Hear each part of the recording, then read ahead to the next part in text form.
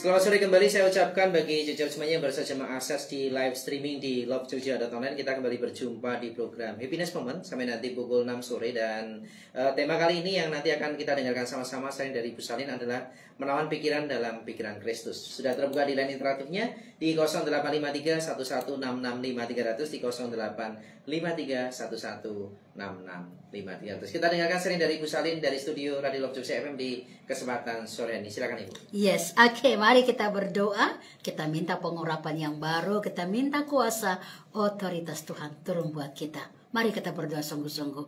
Kami panggil nama Tuhan, kami percaya kepada kuasa firman-Mu, dan kami perkatakan bahwa kami tangkap berkat ini milik kami diberkati selama-lamanya. Maka pertajamkan telinga roh kami, mata roh kami. Apa yang kami dengar, apa yang kami baca, kami percaya ini berkat kami. Seluruh isi hati kami, tanah hati yang siap dibangun, sehingga benih-benih ilahi akan jatuh ke sana, subur, bertumbuh, buah lebat, dan kami diberkati untuk kemuliaan Tuhan. Diberkatilah kami yang datang dalam nama Tuhan Yesus. Dan hamba berdoa segala pikiran-pikiran manusia kami taklukkan di dalam pikiran Kristus. Tuhan ambil alih pikiran kami. Dalam nama Tuhan Yesus kami berdoa. Haleluya. Amin, amin, amin.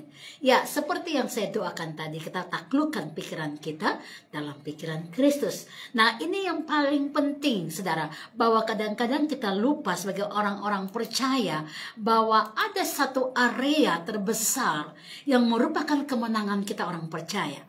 Tapi kalau area ini kita nggak menguasai, maka yang terjadi adalah kebalikannya, kita akan mengalami kekalahan.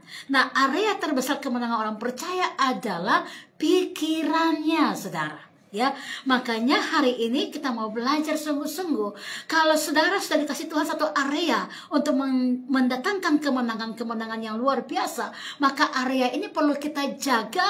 Jangan sampai ada musuh-musuh yang tersembunyi yang akhirnya melihat ada celah-celah yang terbuka, dan akhirnya area-area yang harusnya jadi milik kita, itu adalah pusat kemenangan kita, maka malah diserang oleh iblis, malah diserang oleh musuh kita, dan akhirnya kita kalah. Nah, mari kita belajar untuk melihat apa yang Tuhan katakan tentang area kemenangan orang percaya, yaitu adalah pikirannya, saudara.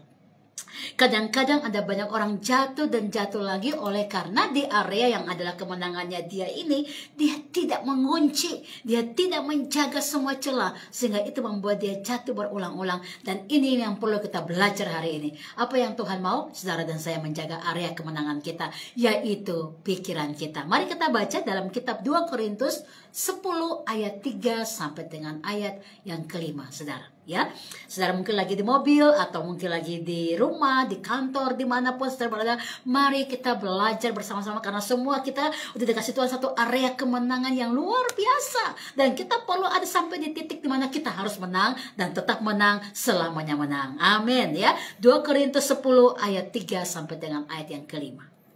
Demikianlah firman Tuhan. Memang kami masih hidup di dunia, tetapi kami tidak berjuang secara duniawi. Karena senjata kami dalam perjuangan bukanlah senjata duniawi, melainkan senjata yang diperlengkapi dengan kuasa Allah yang sanggup untuk meruntuhkan benteng-benteng. Yes. Kami mematahkan setiap siasat orang dan merubuhkan setiap kubu yang dibangun oleh keangkuhan manusia. Yes. Untuk menentang pengenalan akan Allah. Yes. Kami menawan segala pikiran dan menaklukkannya kepada Kristus. Wow, luar biasa, saudara. Luar biasa. Pesan ini Paulus sampaikan kepada jemaat-jemaat Tuhan di saat Paulus lagi mengajarkan mereka tentang sesuatu yang benar, yaitu bagaimana belajar jadi orang yang suka memberi. Tetapi Paulus katakan bahwa dalam hal memberi, tidak semua orang punya pikiran untuk bisa memberi. Bahkan dari kelebihannya pun sulit, apalagi di saat kekurangannya. Dan Paulus tahu mengapa mereka sulit melakukan itu, karena mereka membiarkan pikiran mereka dikuasai dengan segala macam pikiran manusia mereka. Makanya Paulus katakan kepada jemaat-jemaat di Korintus, memang kami masih hidup dalam dunia ini, kami masih ada dalam dunia ini, tapi kami tidak berjuang secara dunia. Nah, ini yang perlu kita mengerti dulu, ya. Waktu Paulus mengajarkan mereka di pasal-pasal ini tentang bagaimana hidup yang berkenan kepada Tuhan sebagai orang-orang yang sudah percaya, hidup baru dalam Tuhan, maka perlu belajar yang namanya hidup memberi, hidup penuh dengan kasih. Nah, Paulus mengajarkan, tetapi ada beberapa orang yang adalah sudah menang, artinya sudah harusnya mengalami kemenangan, masih jatuh. Oleh karena apa? Area kemenangan mereka dibiarkan kalah, yaitu pikiran mereka. Ya, makanya Paulus katakan begini, lihatlah kepada kami. Kami masih hidup dalam dunia, kami masih tinggal dalam dunia, tetapi kami tidak berjuang secara dunia. Artinya, kami sudah mengalami kehidupan kemenangan kekal, kami tinggal mengalami dan menjalankan yang namanya sukacita. Makanya kami nggak membiarkan pikiran dunia kami untuk merasuk hal-hal yang Alkitab ajarkan, yang firman Tuhan ajarkan, untuk kami tidak belajar melakukannya. Tapi sebaliknya kami harus bisa belajar melakukan apa yang Tuhan mau, apa yang Tuhan ajarkan dalam firman. Makanya dia berkata, Paulus katakan kepada mereka bahwa senjata kami dalam perjuangan bukanlah senjata duniawi. Kenapa? Karena kami nggak berjuang secara duniawi. Kalau orang dunia berperang, maka dia punya senjatanya adalah pedang, adalah pistol, adalah tombak, dan seterusnya. Ya, karena berhadapan dengan manusia biasa. Tetapi kalau kita berbicara tentang kehidupan yang sudah dibebaskan dari dosa, pindah dalam terang Allah, maka ini perjuangan kita bukanlah senjata dengan menggunakan senjata duniawi yang terlihat, tetapi senjata kita diperlengkapi dengan kuasa Allah. Nah, ini menarik untuk kita belajar, ya. Bahwa kehidupan senjata kita diperlengkapi, senjata yang diperlengkapi dengan kuasa Allah yang sanggup untuk meruntuhkan benteng-benteng. Nah, di dalam kehidupan kita ini, saudara, ya, makanya Paulus bilang, memang kami masih ada dalam dunia, tetapi perjuangan kami bukan secara duniawi. Bahkan senjata kami bukan senjata duniawi, tetapi senjata kami ini diperlengkapi dengan kuasa Tuhan. Tujuannya adalah untuk meruntuhkan benteng-benteng. Nah, benteng-benteng apa? Benteng-benteng siapa? Hidup kita adalah sebuah perjuangan dan peperangan secara spiritual. Ini yang paling penting, saudara. Ya, makanya area kemenangan kita ada Tuhan jamin. Yaitu apa? Pikiran kita yang sudah mengalami kemenangan dalam Dia. Tetapi waktu kita sedang belajar firman Allah pada sore hari ini, ya, lawan kita yang tak terlihat secara mata jasmani, ya, musuh kita yang tak terlihat secara mata jasmani, ya, yaitu iblis. Dia selalu mencoba untuk membangun sebuah tembok-tembok yang bisa membuat kita akhirnya kalah perang, ya. Akhirnya area hidup kita yang kemenangan tadi dikuasai oleh si jahat tadi, si iblis tadi, musuh kita yang tak terlihat secara mata jasmani. Peperangan secara rohani ini akan berlangsung terus-menerus, saudara. Untuk itu kita tidak boleh lengah sedikit pun. Kita harus waspada. Sebab iblis tidak pernah mau berhenti menghancurkan hidup kita. Makanya dia sudah melihat, wow, ini orang percaya area kemenangannya adalah apa? Pikirannya. Dan setiap kali dia perkatakan dengan pikirannya yang dikuasai oleh kuasa Roh Kudus, maka dia melihat bahwa ada kemenangan yang mereka peroleh. Nah, bagaimana caranya? Aku akan menghancurkan benteng mereka. Ini siasat iblis. Makanya dia nggak pernah berhenti. Ya, bahkan kita berkata iblis berjalan seperti singa yang mengaum-ngaum kelaparan. Artinya dia selalu ingin apa? Makan. Kehidupannya yang orang percaya punya, dia ingin menghancurkan. Nah, yang perlu kita tahu adalah medan pertempuran yang ada di mana tadi saya katakan, di pikiran kita. Ini yang penting, saudara. Ya, medan pertempuran kita dengan iblis adalah di dalam pikiran kita. Pikiran kita harus kita taklukkan dalam pikiran Kristus. Ya, maka akan mengalami kemenangan, dan kemenangan yang memang sudah terjamin oleh Tuhan. Makanya berapa kali sekali kita sudah percaya Tuhan, melayani Tuhan, tapi kita selalu kalah dan kalah oleh pikiran kita sendiri. Dan tanpa sadar kita membiarkan pikiran kita dikuasai oleh iblis untuk membangun tembok-temboknya dia, sampai akhirnya kita punya iman jadi runtuh. Ya, kita punya percaya menjadi mulai kabur. Dan akhirnya firman Allah sudah nggak bisa lagi terngiang dalam telinga roh kita. Kenapa? Ini bahaya. Karena area yang adalah penting orang percaya menang di situ, gitu pikirannya. Dalam pikiran Kristus ada celah yang terbuka di sana. Ya, nah makanya kita belajar hari ini bagaimana menaklukkan pikiran kita dalam pikiran Kristus supaya kita mengalami kemenangan sejati yang udah dijamin oleh Tuhan. Ya, pikiran itu adalah aset kekayaan kita. Aset kemenangan orang-orang percaya, maka harus dijaga karena memang pekerjaan si jahat adalah mencuri, saudara. Ya, waktu dia melihat Anda dan saya punya waktu yang selalu setia melayani Tuhan, apapun yang terjadi tetap setia melayani Tuhan, dia mencoba menaruh sesuatu yang akhirnya pikiran saudara akan berkata-kata, pikiran saudara, manusia saudara akan berkata-kata. Karena apa? Melihat dengan mata jasmani, hati-hati. Semakin dia melihat saudara semakin kokoh dalam iman untuk berjuang, menyampaikan kebenaran firman, mendoakan orang-orang yang sedang sakit, tersesat dan segala macam.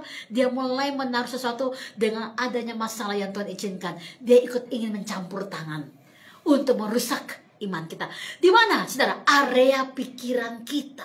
Makanya inilah yang saya katakan bahwa kita perlu menjaga siasat hidup kita jangan sampai terdeteksi oleh si jahat, ya.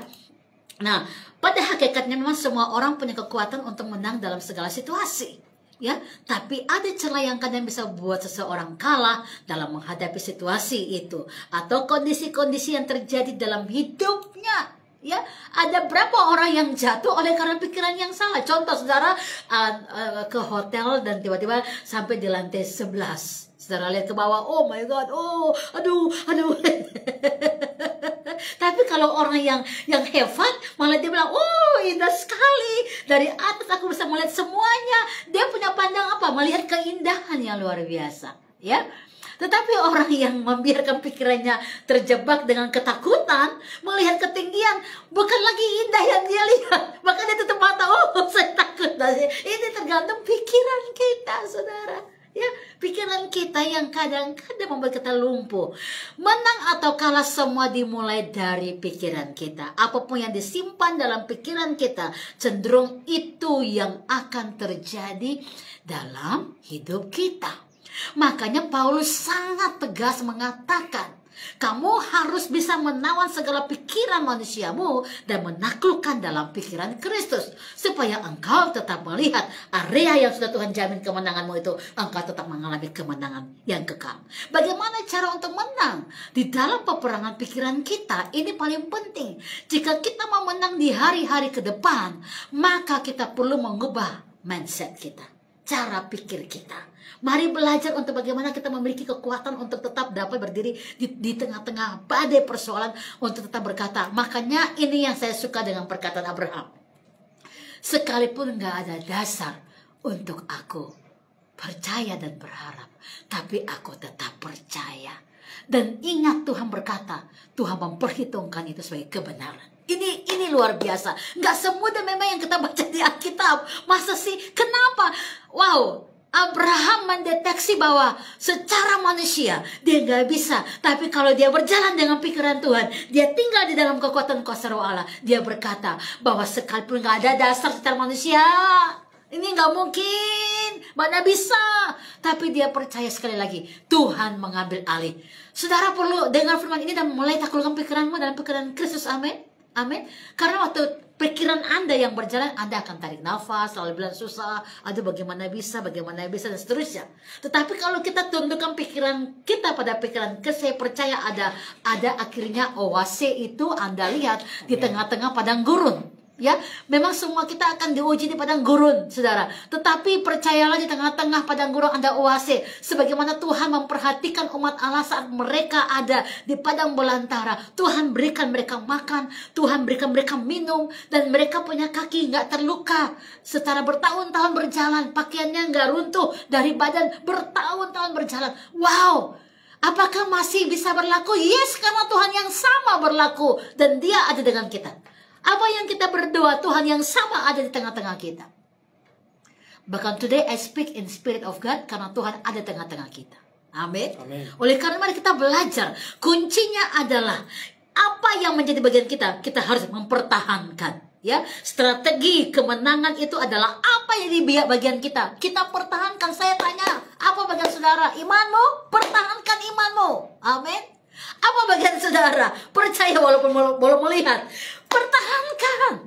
Karena disitulah kadang-kadang pikiran kita dirasuk untuk kita akhirnya rusak. Ya, open mind.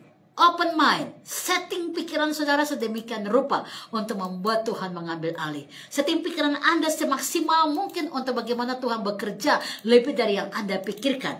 Ada sebuah sebuah penelitian yang luar biasa, ya, menunjukkan tentang cara kerja pikiran secara manusiawi, ya, bahwa di dalam pikiran sadar kita itu rupanya hanya terdiri dari 12%. Saudara, pikiran sadar berarti Anda buat ini, Anda buat itu sadar 12% doang. Dan di dalam pikiran bawah sadar itu 88%.